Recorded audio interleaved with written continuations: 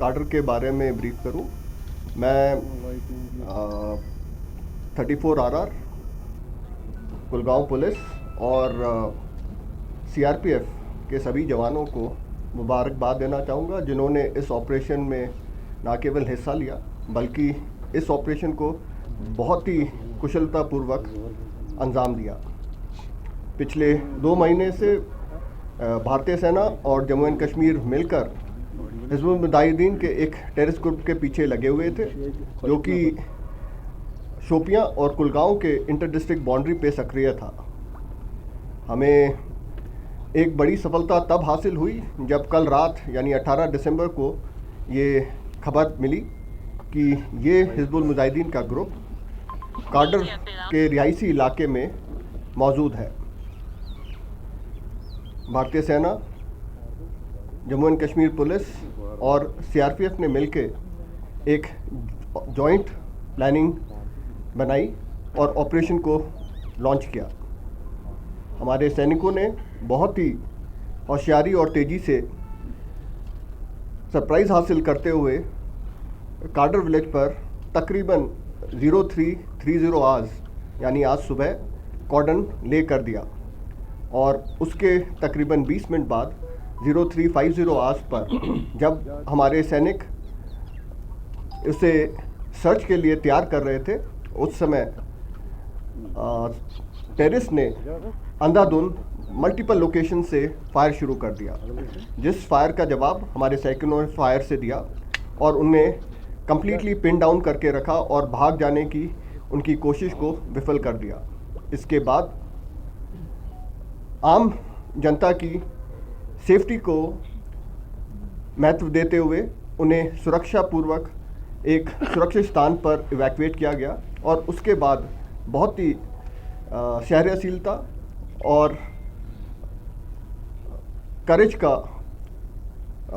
उदाहरण देते हुए इस ऑपरेशन को 6 घंटे के अंदर अंजाम दिया।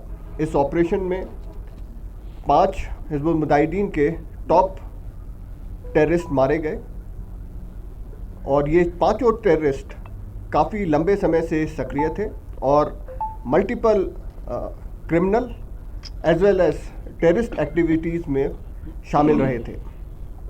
इसमें फारूक अहमद भट्ट, जो कि चकदसंत इलाके का है, और उसने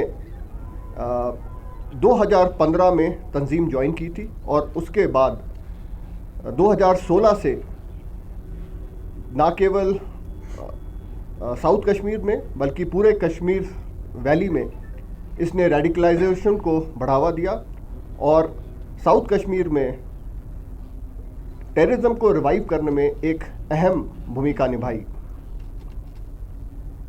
फारूक अहमद भट्ट ये कश्मीर का सबसे पुराना टेररिस्ट था और हिज़्बुल मुजाहिदीन का पूरे जम्मू एंड कश्मीर का कमांडर था।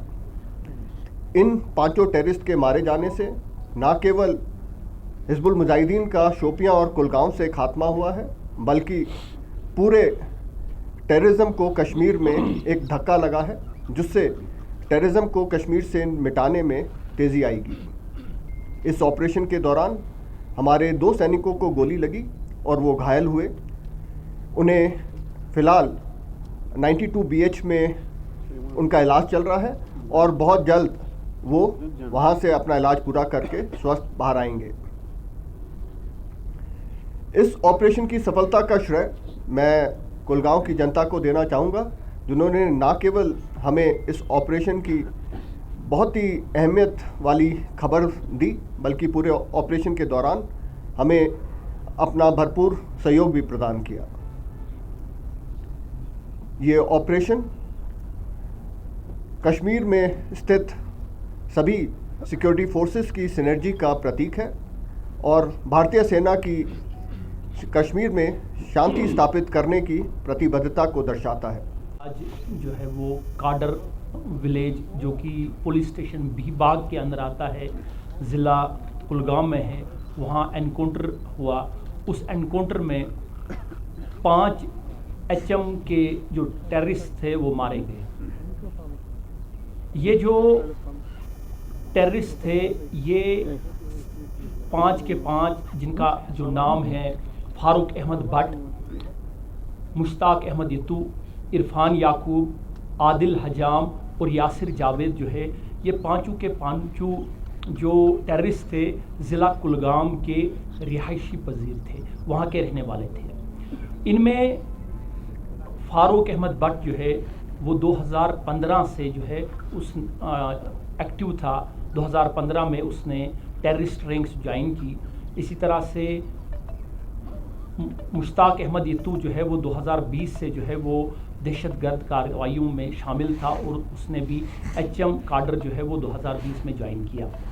ये जितने भी टेररिस्ट थे, बहुत सारी FIR में इनकी इन्वॉल्वमेंट थी, बहुत ज़्यादा टेररिस्ट इनिशिएटेड एक्टिविटीज़ में उनकी इन्वॉल्वमेंट थी। मैं अगर बताता चलूँ कि इसमें जो फारूक अहमद भट्ट है वो उसके खिलाफ 37 FIRs हैं डिफरेंट पुलिस स्टेशंस में, जिससे आपको अंदाज़ा लगेगा कि वो कितना जो टेररिस्ट था उसकी इन्वॉल्वमेंट और हाउ डेंजरस ही वाज। ये जो एनकाउंटर था ये जॉइंट ऑपरेशन था 34RR कुलगाम पुलिस और CRPF का।